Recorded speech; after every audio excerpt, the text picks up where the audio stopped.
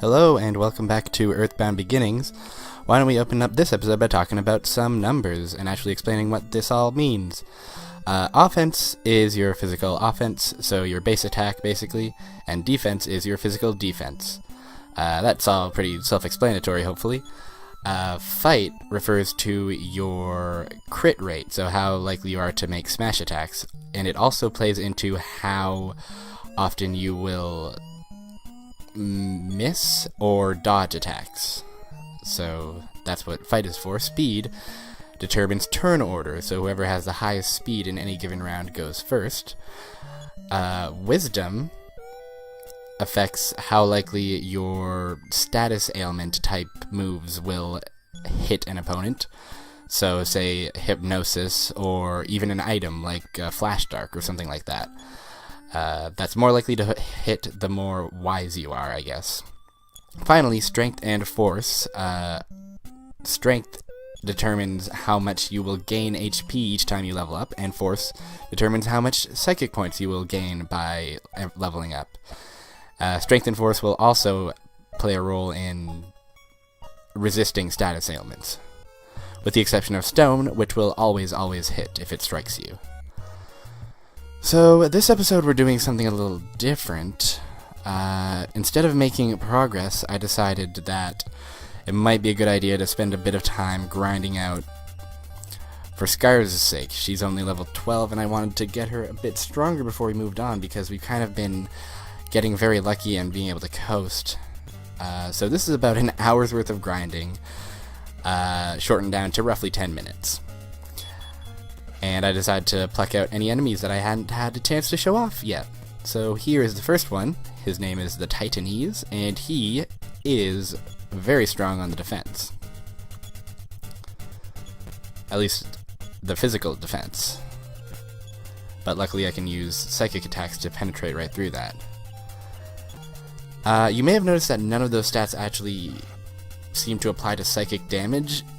The way psychic damage works in this game is that each given psychic attack has its own damage that it'll do no matter what. So, for example, PK Beam Beta, which I've been using quite a lot, and will use quite a lot in this video, generally does about 60 to 80, roughly, damage.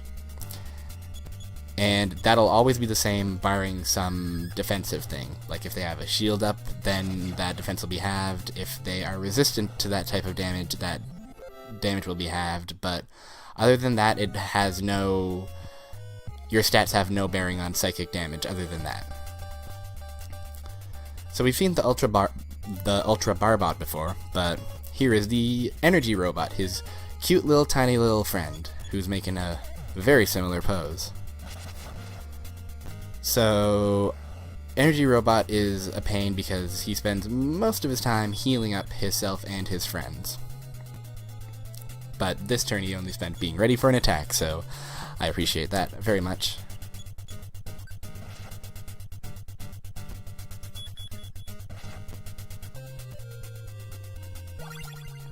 Healed right up. Very rude, honestly.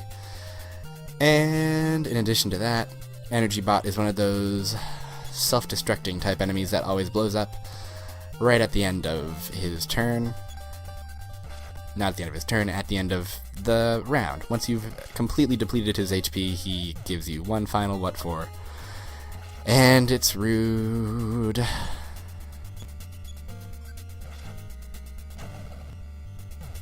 Yikes. Bean is killed. Stumpy is resistant to fire type damage, so he doesn't take as much damage, but Scarves too is killed. So, you know, not great. But hey, you know, Stumpy's getting it, at least. But heck, if you're fainted you can't get XP, so that was all for naught, basically. Now who do we have but the Omega Saucers? You remember the little saucers. Well, what if they were red? Said the game developers.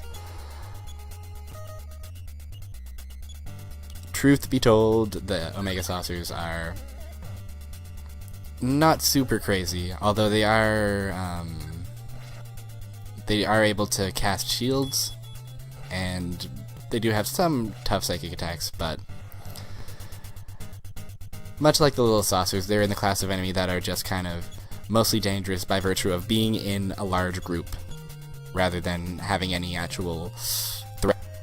So they are welcome because I am able to, even though it does take a while, I am able to dispense of them quickly, efficiently, and easily. At least I hope I am.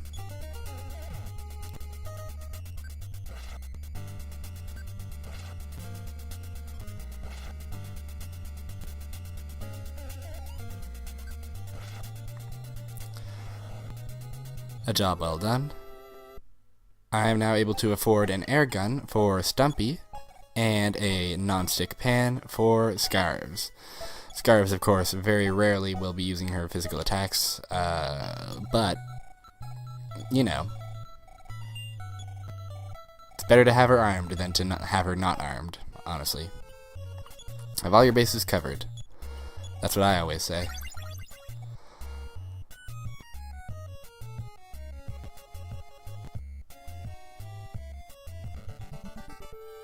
Spiders. They're looking a little. They're friendly little guys. I like them. But their biggest threat is that they're able to call up their friends. They're this kind of enemy where if you can get them dealt with quickly, they are no threat at all. If you cannot get them dealt with quickly, then you will have a bit of an annoying fight on your hands. As we have here.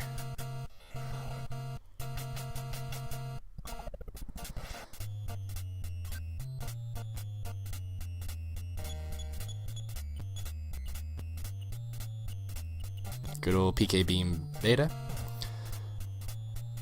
And spiders are also capable of poisoning us as well. Poisoning doesn't do enough damage to warrant healing mid-battle, but it is still a pain. They also can say rude things to us and decrease our fight. So now we're not going to get smash attacks. And we'll have a lot more trouble dodging their attacks and landing hits. You may also recall that veteran that we met, who was flying us around everywhere, meant planting mines in the middle of the desert during the war.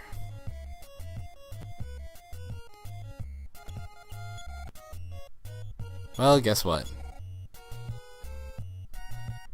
He forgot one.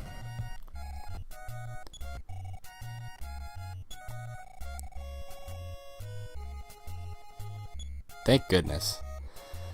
Very goofy little Easter egg from Shigesato Itoi himself, the man, the myth, the legend.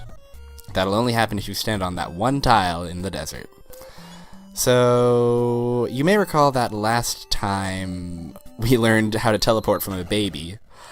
The way teleporting works is you can pick anywhere in the world, and as long as you have a sufficient stretch of land in front of you, you can go. If you hit any walls, then the teleport is interrupted, but you can do it successfully, and you can go pretty much anywhere else you've visited. So now traveling throughout the game is pretty trivial.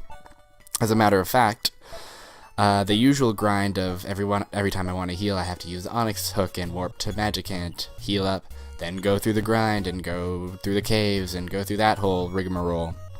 No more. Now that I can teleport right out of Magicant, that whole thing is made significantly easier. Finally, we meet the rattlesnake. This is the third snake variant we've met.